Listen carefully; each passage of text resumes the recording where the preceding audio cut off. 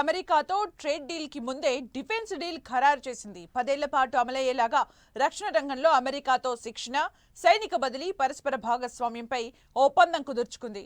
దీనికి సంబంధించిన సంతకాలు మాత్రమే మిగిలిన్నాయి.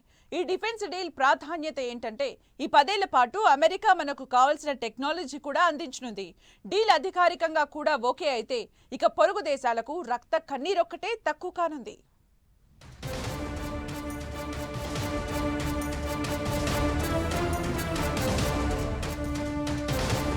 అమెరికాతో భారత్ లాంగ్ టర్మ్ డీల్. 10 ఏళ్ల పాటు అమలయ్యేలా రక్షణ ఒప్పందం.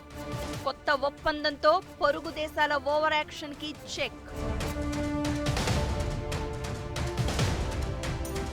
అమెరికాతో భారత్ ఓ 10 ఏళ్ల పాటు అమలులో ఉండేలా డిఫెన్స్ డీల్ దాదాపు కుదుర్చుకోబోతోంది. ఈ ఒప్పందాన్ని భారత్ వ్యూహాత్మకంగా తెరపైకి తీసుకొచ్చింది.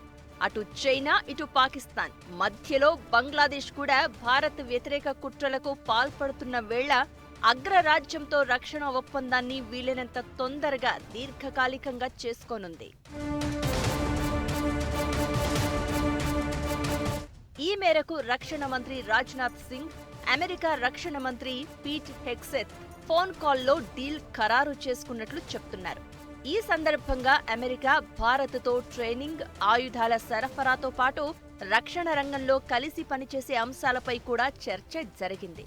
ఈ ఒప్పందంలో తేజస్ మార్క్ 1A యుద్ధ విమానాల్లో వాడే F-404 ఇంజన్ల సరఫరా కూడా ఉంది. ఇప్పటికే ఈ ఇంజన్లను అమెరికన్ కంపెనీ GE తయారు చేసి ఇవ్వాల్సి ఉండగా అవి డెలివరీ చేయడంలో లేట్ అవుతోంది. ఈ క్రమంలోనే మన ఇండియన్ ఆర్మీ చీఫ్ కొన్నిసార్లు అసంతృప్తి వ్యక్తం చేసిన సంగతి గుర్తుండే ఉంటుంది.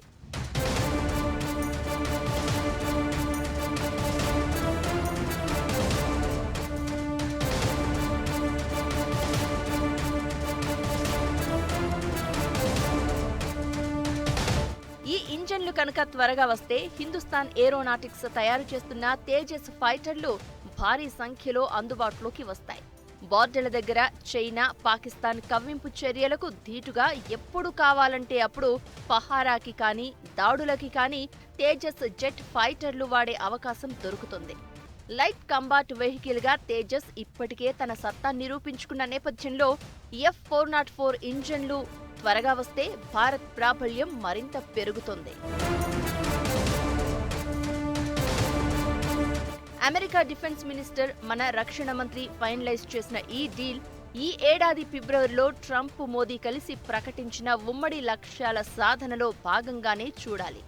రేపో మాపో ట్రేడ్ డీల్ నేపథ్యంలో తాజాగా డిఫెన్స్ డీల్ మరింత ప్రాధాన్యత సంతరించుకుంది.